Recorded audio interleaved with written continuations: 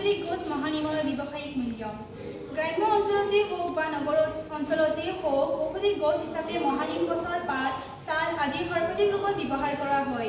ইয়াক ইংৰাজীত China বেৰিয়ান tree বা পাৰ্চিয়ান লাইলা বুলি কোৱা হয়। ইয়াৰ বৈজ্ঞানিক নাম মেৰিয়াম আজেদাৰ। ই মহাগনি পৰিয়ালৰ উদ্ভিদ।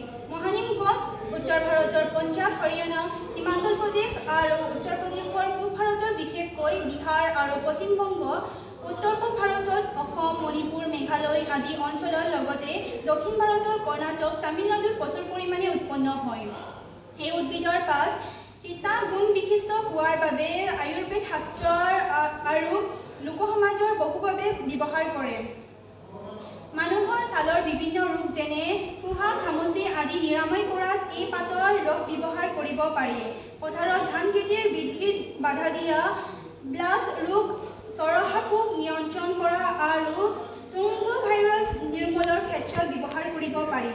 তাৰোপৰিও ইয়াৰ ধোঁৱা দিয়াৰ ব্যৱস্থা কৰিলে মহৰ উপদ্ৰৱ কমি এনকেফ্লাইটিছ, ডেংগু, মেলেৰিয়া আদিৰ পৰা বহু পৰিমাণে হাত সাৰিব পাৰি।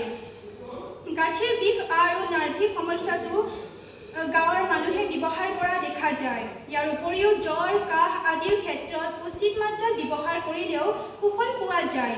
এই ক্ৰীম নানক হিচাপেও খাদ্যৰ জুতি ব্যৱহাৰ কৰিব পাৰি। এটা কথা আমাৰ অঞ্চলত প্ৰায় সমস্যাৰ মুখামুখি হৈ বীজ সংৰক্ষণ কৰি ৰাখিলে শস্যৰ গুটিবিলাক পিছৰ বছৰৰ বাবে কীট-পতংগই আক্ৰমণ কৰি গজালি মেলাৰ সক্ষমতা নোহোৱা কৰে। গতিকে আমাৰ ধাৰণা মতে এই গছৰ পাত ৰ'দত ভালদৰে শুকুৱাই গুড়ি কৰি পাউডাৰ তৈয়াৰ কৰি বীজৰ লগত সংমিশ্ৰণ কৰি ৰাখিলে উপকৃত হোৱা দেখা গ'ল।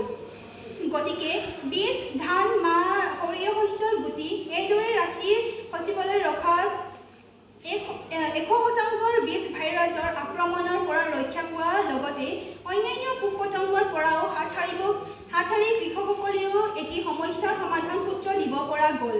মহানিম গছৰ ব্যৱসায়িক বা বাণিজ্যিক মূল্য এই গছৰ পাত ভালকৈ শুকুৱাই পাউডাৰ বনাই পেকেজিং কৰিলে বিক্ৰী কৰি আৰ্থিকভাৱে নিৰ্ভৰশীল হ'ব পাৰি।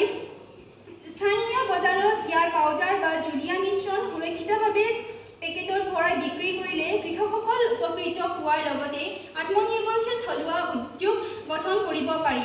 ই বহুতো নিবনুৱাৰ স্বাৱলম্বী হোৱাৰ দিশত অৰিহণা যোগাব। ই নিশ্চিত। ইখনবা টিমৰ হৈ মই ৰাণী বিনীত। ধন্যবাদ।